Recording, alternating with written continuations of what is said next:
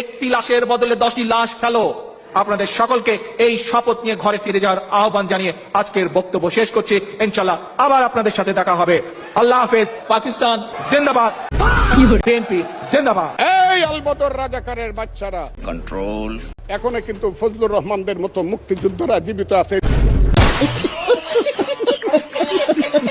নৌকার তলা গেছে ডুবি, লাঙ্গলে নাই চাষ, ডিজিটাল পাল্লায় মাইপা দেখি ধানের শীষ পাস।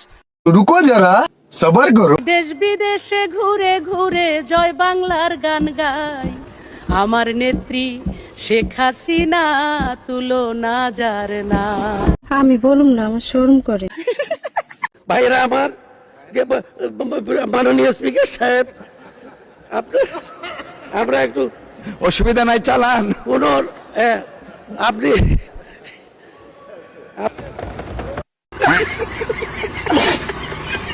ওই 100 না 300 মূর্তি বানাক, আমি মুসলমান। আমি মুসলমান। পুরা মিথ্যা কথা। কি সাক্ষ্য প্রমাণ আছে তোমার কাছে? আমি কিন্তু হিন্দু না মুসলমান।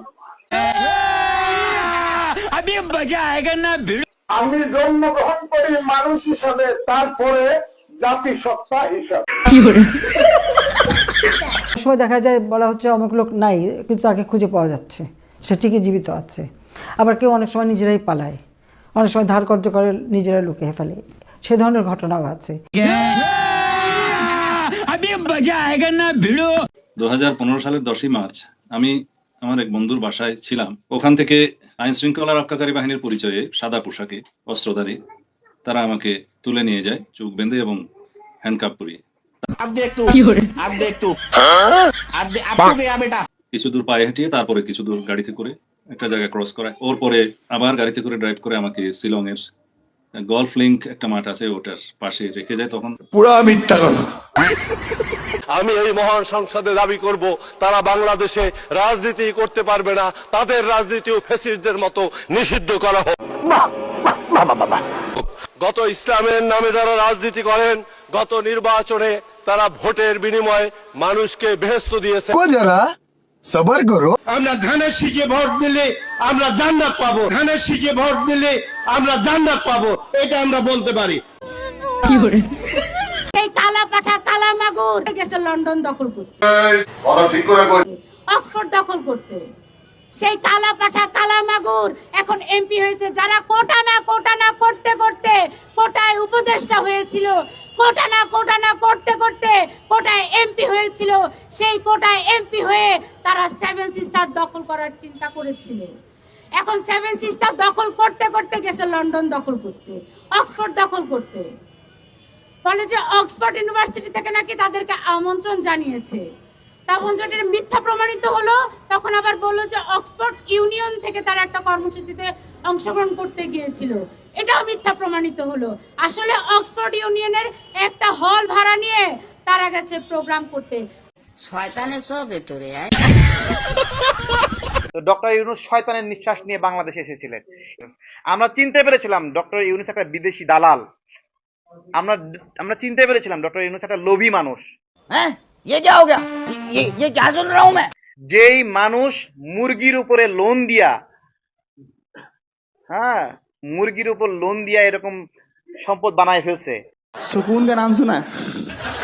हाय हाय, इतना सुकून। ছাগলের উপর লোন দিয়া এরকম সে সম্পদ বানায় ফেলছে। সেই মানুষকে আপনারা, আমি জানি না, বাংলাদেশের মানুষ হেপনোটাইজ হয়ে গেছিল। 5 আগস্টের পরে পুরা দেশের মানুষ হেপনোটাইজ হয়ে গেছিল। সালাউদ্দিন ভাই, আপনি আজকে বললেন আওয়ামী লীগ নাকি একটা মাফিয়া গোষ্ঠী। আপনার ঘরে যে আসালামের মতন একটা মাফিয়া গোষ্ঠী লুকিয়ে রেখে আওয়ামী লীগকে মাফিয়া গোষ্ঠী বলেন? আপনার ঘরে আসালামকে লুকিয়ে রেখে আপনি বেনজিরকে ধরতে যান। এই ধরনের ভণ্ডামি জাতির সামনে প্রকাশিত হয়ে পড়েছে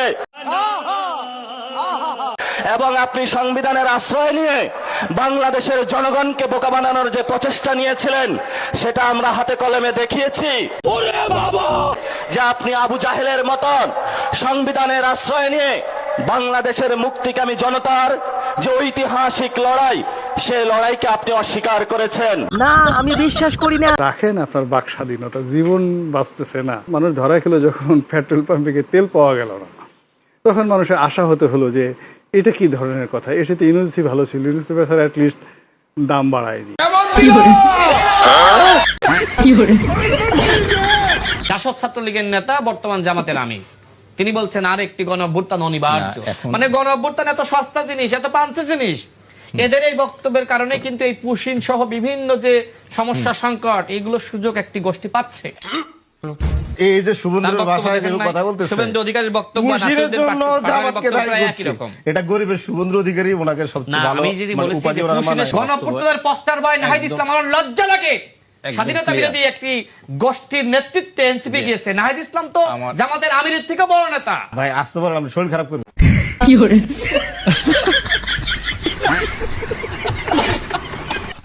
ঋণ করে প্রয়োজনে ঘি খাও, তাইলেও সুখে থাকো।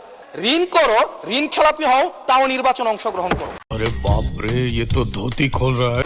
মাননীয় স্পিকার, জনগণের টাকা নিয়ে এই বিলাসিতা বন্ধ করতে হবে এবং ঋণ খেলাপিদেরকে ঋণ খেলাপি বলতে হবে। আমরা লজ্জা পাই। ভারতের, প্রাচীন ভারতের একটা প্রবাদ আছে, সেই প্রবাদে একজন বলেছিলেন, ঋণং কৃতা ঘৃতং পিবেত যাবৎ জীবন সুখেং কিবত। অর্থাৎ ঋণ করে প্রয়োজনে ঘি খাও, তাইলেও সুখে থাকো। ঋণ করো, ঘি খাও, পরের ধনে পুদ্দারি করো। ঋণ করে ঘি খেয়ে জমিদারি করো, তাও ঋণ করো। তো লেনে কে দেনে পড় যায়। আমার কাছে মনে হচ্ছে মাননীয় স্পিকার, এই প্রবাদটিকে সরকারি দলের কিছু সদস্য খুব সিরিয়াসলি নিয়েছেন। নিয়ে ওনারা ঋণ করো, ঘি খাও, তাও সুখে থাকো, এটাকে ওনারা এভাবে নিয়েছেন, ঋণ করো, ঋণ খেলাপি হও, তাও নির্বাচন অংশগ্রহণ করো। মাননীয় স্পিকার, আমরা দেখলাম এই সংসদে আমরা মাননীয় অর্থমন্ত্রীর কাছ থেকে আমরা কোনো স্পষ্ট কোনো কর্মসূচি আমরা পাই নাই। কিভাবে ব্যাংকগুলোকে যেভাবে দলীয়করণ করা হয়েছে, ব্যাংকগুলোকে দীর্ঘ 17 বছর ধরে ব্যাংকের টাকা ঋণের নামে যেভাবে বিদেশে পাচার করা হয়েছে, সেই পাচারকৃত টাকাকে কিভাবে উদ্ধার করা হবে, সেটার কিন্তু সুস্পষ্ট আমরা কোনো পলিসি পাই না। মাননীয় স্পিকার, মোটামুটি শরীরে একটা ভাব আইছে না। আমরা গভর্নর সাহেবকে মাঝে মাঝে আমরা একটু আক্ষেপ প্রকাশ করতে দেখি, 4,80,000 কোটি টাকা বিদেশে পাচার হয়েছে, সেটাকে কিভাবে আনা যাবে সেটা নিয়ে আক্ষেপ প্রকাশ পর্যন্ত আমরা দেখি। মাননীয় স্পিকার, এই যে ঋণ খেলাপি যারা আছে, নির্বাচনের আগে একটা কমন একটা স্ট্রাকচার, 5 বছর কোনো খোঁজ খবর থাকে না, তফসিলের আগে সেখানে একটু কোর্টে যাবে, কোর্টে গিয়ে ওই ঋণ খেলাপির উপরে এই অর্ডারটার উপরে একটা স্টে দিবে এবং 2% দিয়ে আবার রিশিডিউল করাবে। রিশিডিউল করিয়ে আবার নির্বাচন অংশগ্রহণ করবে, বিভিন্ন জায়গা থেকে টাকা পয়সা উঠায়া, এবং আগামী 5 বছর আবার এই ঋণ নিয়ে কোনো ধরনের কোনো খোঁজখবর থাকে না। সবচেয়ে বড় বেজাল। জনগণের টাকা নিয়ে এই বিলাসিতা বন্ধ করতে হবে এবং ঋণ খেলাপিদেরকে ঋণ খেলাপি বলতে হবে। আমরা লজ্জা পাই একই সংসদ একসাথে শেয়ার করার জন্য, কারণ তারা জনগণের টাকা মেরে, যারা জনগণের টাকা ব্যাংক থেকে তুলে নিয়ে ঋণ খেলাপি হয়ে আবার জনগণের প্রতিনিধিত্ব করতে আসে, এই ঋণ খেলাপিদেরকে শাস্তির আওতায় আনতে হবে। এবং তারা যখন সংসদ সদস্য হয়ে নির্বাচিত হওয়ার পরেও যদি তারা ঋণ খেলাপি হয়, এমন একটি আইন প্রণয়ন করতে হবে তাদের সংসদ সদস্য পদ যেন বাতিল হয়। সেটি শুধুমাত্র সরকার দলের জন্য না, শুধু বিরোধী দলের জন্য না, সেটি বাংলাদেশের উন্নতি, প্রগতি এবং সমৃদ্ধির জন্য সেটি প্রয়োজন, এবং পরবর্তী প্রজন্মের কাছে আমাদের দায় মুক্তির জন্য এটি প্রয়োজন। মাননীয় স্পিকার, সঠিক বলেছেন, আপনার বুদ্ধি ভালো। তবে বন্ধুরা, আজকের জন্য এই পর্যন্তই। দেখা হবে আবার অন্য কোনো ভিডিওতে। Bye bye, tata, Gaya.